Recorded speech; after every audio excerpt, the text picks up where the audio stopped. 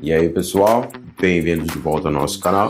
Espero que tenham tido uns dias excelentes, mas hoje eu quero trazer para vocês algo extremamente fascinante. Se tem pelo menos algo que eu quero fazer hoje é te alegrar um pouquinho através da história do nosso conhecimento. E é isso aí que nós vamos ver hoje. Hoje nós vamos ver um processo de como a história foi se desenvolvendo ao longo do tempo, gradual de descoberta. É importante frisar aqui que a gente não quer colocar uma linha linear ou uma trajetória linear de desenvolvimento da ciência, mas um complexo conjunto de diversos conhecimentos que foram se desenvolvendo. Ao mesmo tempo, quando nós olhamos a história, daqui para trás, ela foi feita de uma forma. Quando nós olhamos a história lá de trás para frente, poderia ser de muitas formas diferentes, mas quando nós olhamos daqui para lá, ela foi feita de uma forma. Há uma trajetória. Então, nós também vamos analisar a história a partir dessa trajetória já construída, ou seja, de forma crítica, nessa relação entre os conhecimentos e naquilo que veio a se desenvolver como ciência. Nós vamos ver então desde povos nativos do Oriente, lá do Oriente mais extremo, do Oriente Médio, nós vamos ver da Europa, da África, como se juntaram ali, mas nós também vamos dar uma olhada aqui no nosso povo americano. É importante então lembrar que esse é o nosso objetivo. Aqui nós vamos ver como os conhecimentos se transformaram naquilo que hoje nós temos estabelecido como ciências. Muitas ciências, não uma ideia abstrata de ciência, a ciência, mas muitas ciências diferentes, muitos conhecimentos diferentes, mas todos tentando de forma metodológica, de forma lógica, de forma argumentativa e experimental, desvendar coisas sobre toda a existência. Então preparem-se, vamos abrir esse livro e vamos nos aventurar nessas histórias sobre o conhecimento.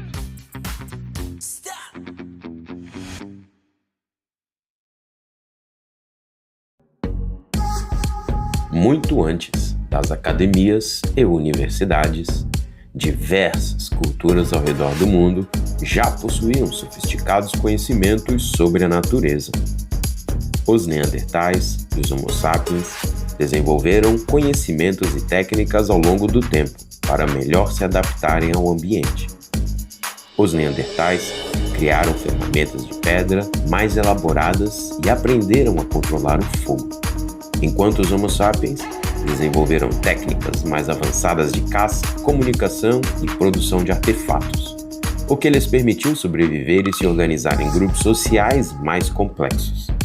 Tudo isto, contudo, foi se desenvolvendo até realmente estruturar-se o processo da agricultura, que possibilitou com isso novas civilizações.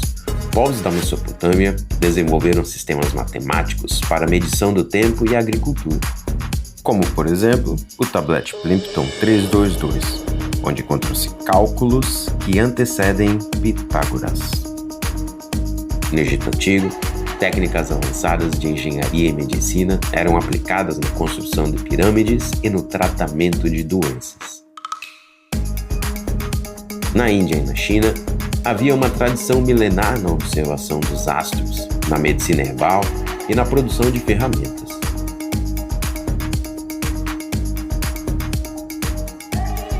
Como nossos exemplos americanos, trago um povo da região chilena, que mais de 1000 anos antes dos Incas, fizeram desenvolvimentos medicinais e astronômicos complexos, construindo centros de observação e estudos como o Chanquillo. Esses saberes, apesar de não seguirem um método formal, utilizando analogias da época e região, além de ideias e linguagens simbólicas religiosas, foram essenciais para o desenvolvimento posterior daquilo que hoje nós temos como ciência.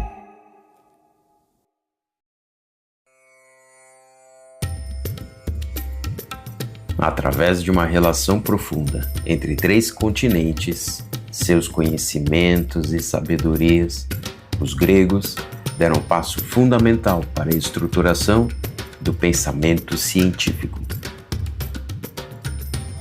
Pensadores antigos, denominados pré-socráticos, dialogando com conhecimentos de outras culturas, africanas e orientais, iniciaram uma nova forma de tentar descrever os conhecimentos, descrever o mundo e a natureza, originando novas linguagens filosóficas. Outros pensadores, como Pitágoras e Arquimedes, estabeleceram princípios matemáticos e físicos que seriam utilizados por séculos. Aristóteles foi um dos pioneiros na tentativa de organizar o conhecimento de maneira sistemática. Aristóteles estudou os seres vivos, nos colocou na classificação dos animais, além de ter estudado muitos outros fenômenos naturais e sociais, influenciando áreas como a biologia, a física e a ética. A busca pela razão e pela lógica foi uma das maiores contribuições dos gregos para a ciência. A civilização romana, de onde temos a transição para o termo ciência, do grego episteme, de muitas formas contribuiu para a expansão, o aprofundamento e a disseminação de tais conhecimentos. Mesmo que também perseguissem e destruíssem outras culturas e formas de conhecimentos. Com a cristianização do Império Romano e um amoldurar romano do cristianismo, primeiramente de modo cultural com o imperador Constantino, mas depois factualmente de modo político, tais perseguições aumentaram em abrangência e intensidade, culminando na destruição de muitos povos e culturas dos continentes, especialmente neste primeiro momento do próprio continente europeu, com tradições nativas, eurogermânicas e as próprias tradições romanas e gregas filosóficas, com todas as escolas-templos fechadas, a última sendo a Academia de Platão.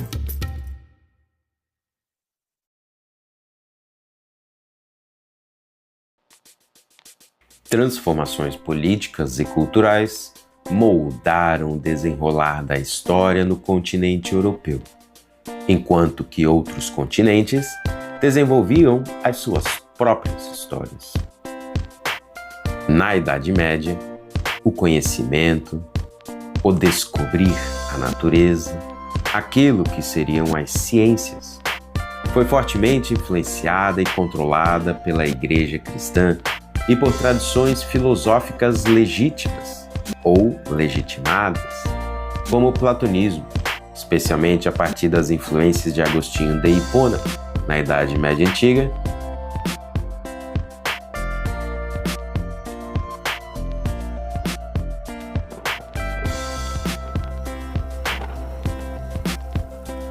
e posteriormente o aristotelismo, especialmente a partir de Tomás de Aquino, na Idade Média Tardia.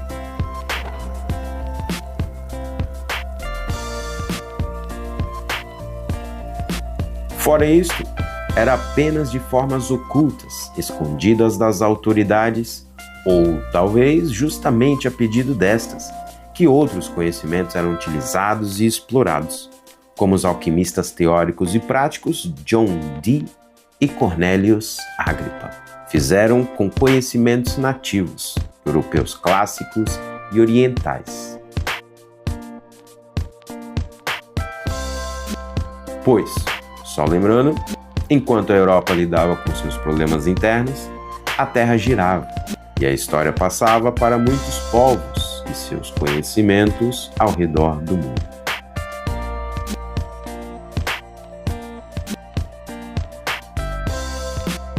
Enquanto isto ocorria no mundo conhecido como cristão, grandes avanços ocorreram no mundo islâmico, que teve os primeiros centros de formação de conhecimento, as universidades, onde estudiosos como Avicena e Alhazen traduziram e ampliaram conhecimentos gregos, contribuindo para a medicina, a ótica, a matemática, a partir de onde traduções para o latim dos manuscritos árabes destes chegam às regiões europeias apenas tardiamente, essas regiões europeias não muçulmanas, e iniciam assim uma disseminação. Contudo, contra a vontade de muitos dos poderosos. Uma disseminação desses antigos e novos conhecimentos.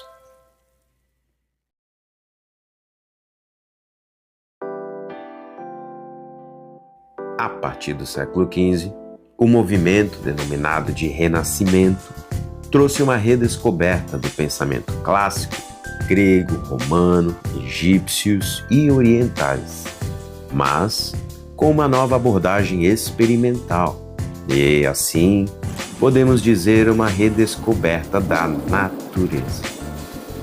Figuras contemporaneamente quase mitológicas como Da Vinci, com inúmeras invenções e contribuições à biblioteca humana, Copérnico, o primeiro a teorizar o modelo astronômico heliocêntrico depois do filósofo grego Aristarco de Samos,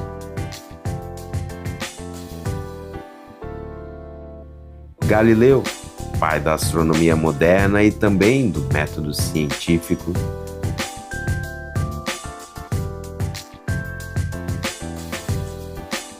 e Kepler, sistematizador das leis das movimentações planetárias e precursor para Isaac Newton e toda a mecânica clássica.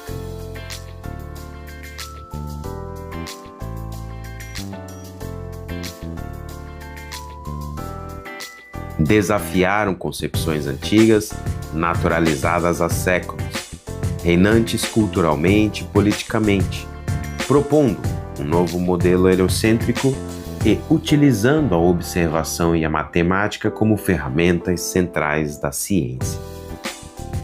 Esse período de revoluções científicas marcou o início de um novo momento de organização e sistematização do conhecimento humano, formalizado por Francis Bacon e René Descartes, que enfatizavam a experimentação e o raciocínio lógico para validar hipóteses, fundamentando aquilo que viria a ser o método científico. Transformaram nossa compreensão do universo não apenas numa microescala, mas especialmente numa macroescala, e fundamentaram as vias para o futuro que hoje estamos abrindo.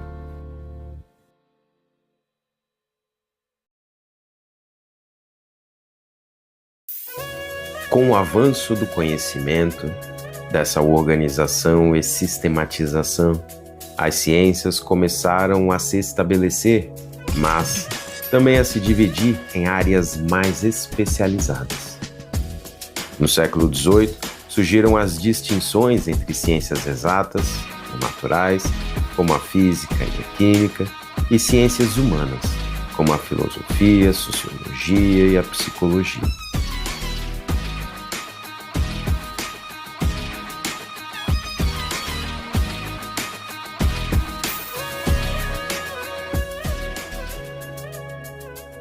No século XIX, a teoria da evolução de Darwin revolucionou toda a biologia.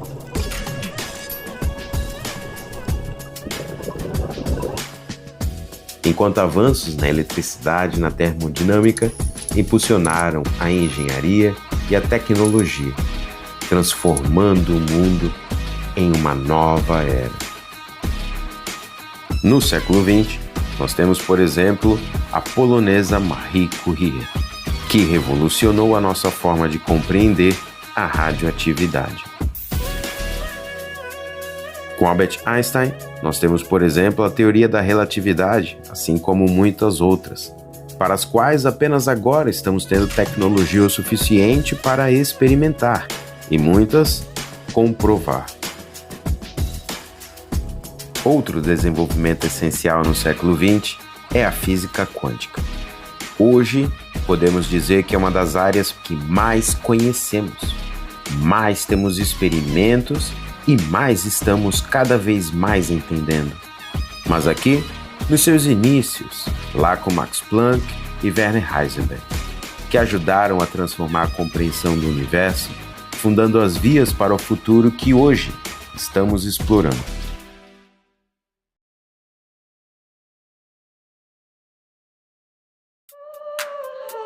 Atualmente, a ciência tradicional, ocidental, reconhecida e estabelecida colonialmente, se diversifica cada vez mais, ao expandir epistemologicamente sua própria compreensão, compreendendo a importância e legitimidade de conhecimentos tradicionais de povos indígenas, africanos, asiáticos, americanos, enriquecendo seu campo de atuação, compreendendo que os diferentes conhecimentos são quebras-cabeças que em si auxiliam juntos em uma imagem maior da própria existência.